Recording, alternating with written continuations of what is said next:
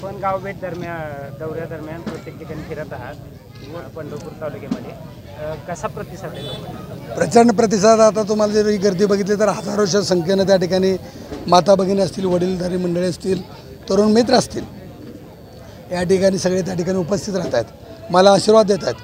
निश्चितपणे या सर्व लोकांना बदल पाहिजे आहे आणि निश्चितपणे येणाऱ्या निवडणुकीमध्ये ही सर्व जनता माननीय राजसाहेब ठाकरे यांच्या पाठीशी खंबीरपणे उभं राहून या मतदारसंघातून मला निवडून देतील याची मला खात्री आहे.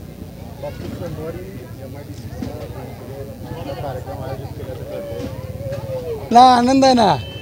MIDCसाठी ज्या ज्या बैठका झाल्या, MIDC मंजूर करण्यासाठी ज्या ज्या बैठका झाल्या, MIDCची जागा सर्वे करताना ज्या ज्यावेळेस अधिकारी आले, या सगळ्या बैठका घेण्यासाठी मी त्या ठिकाणी उपस्थित होतो.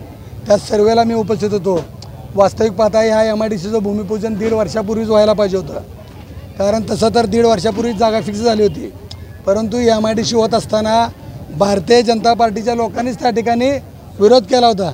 माझी पत्रकार बांधवांना विनंती आहे की तुम्ही आता फडणवीस साहेबांना विचारा की बाबा 1.5 वर्षापूर्वी MIDC होणार होती, पण भाजपच्या लोकांनी विरोध केल्यामुळं ती MIDC झाली नाही. आणि ज्या जागेवर आम्ही ठरवलं होतं त्या जागेवरच MIDC होते.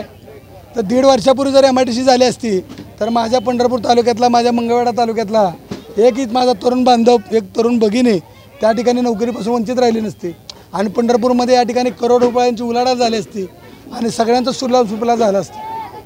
बापू, तुम्ही फिरताना आम्ही तुमच्याबरोबर फिरतोय आता, आम्हाला प्रकर्षानं जाणवतं की सर्वसामान्य माणसं आहेत तुमच्या बाजूनं जास्त कल. सगळ्यांना माहीत आहे की दिलीप धोत्रे एका शेतमजुराचा, एका गरीब कुटुंबातला मुलगा आहे आणि सगळ्या गोरगरीब जनतेला आनंद आहे की आपल्यातलं कोणतरी या ठिकाणी निवडणुकीला उभारलं आहे. आणि निश्चितपणे अनेक दिवसाचं जे या मतदारसंघातलं स्वप्न होतं की गरिबाच्या पोराला आमदार करायचं, आता त्यांना वाटतं की बाबा आता आपल्याला संधी आली की निश्चितपणे आत्तापर्यंत सगळे धनदानगे निवडून गेले, श्रीमंताची पोरं निवडून गेली आणि त्यांनी आपल्याकडे दुर्लक्ष केलं. कारण गरिबाच्या पोरालाच गरिबाची जाणीव आहे.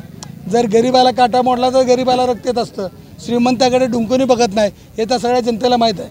त्यामुळे निश्चितपणे मी ज्या ज्या गावामध्ये जातो आहे त्या ठिकाणी सर्व गोरगरीब जनता त्या ठिकाणी मला आशीर्वाद देण्यासाठी येते. जर त्यांना ते मातब्बर उमेदवार आहेत, निवडणूक काळामध्ये पैशाचा बाजार होतो, अशा वेळेस या मातब्बर उमेदवारांसमोर आपला टिकाव लागेल का आणि आपले प्रमुख मुद्दे काय असतील शेवटपर्यंत? सगळ्यात महत्त्वाचं माझ्यासमोर एकही मातब्बर उमेदवार नाही, बिनकामाचे उमेदवार आहेत, ज्यांनी कधी कामच केलं नाही, जे कधी जनतेतच मिसळले नाहीत, असे माझ्यासमोर उमेदवार आहेत. अजून उमेदवार फिक्स झाले नाहीत, त्यामुळे माझ्यासमोर अजून उमेदवारांचं चित्र स्पष्ट होणार नाही, झालेलं नाही. त्यामुळे मी आता कोणावरही टीका करणार नाही. त्यांना उमेदवारी मिळू द्या आणि मग बघू. आणि कसं आहे की आत्ता लोक या अर्थकारणही पैसे याच्याकडे लोक बघणारी लोकांना, जनतेला आता काम करणारा माणूस पाहिजे.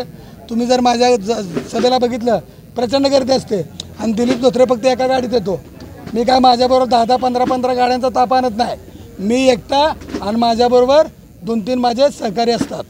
त्यामुळं ह्याच्यावरूनच तुम्हाला कळते की जनता किती माझ्या पाठीशी आहे. मला बाहेरनं लोक आणायची गरजच नाही, कारण मला खात्री आहे की ज्या गावात दिलीप धोत्रे जाईल त्या ठिकाणी अख्खा गावचे गाव दिलीप धोत्रेला ऐकायला येतं, कारण त्यांना दिलीप धोत्रेला मतदान करायचं आहे, कारण दिलीप धोत्रेंनी काम करून दाखवलं आहे.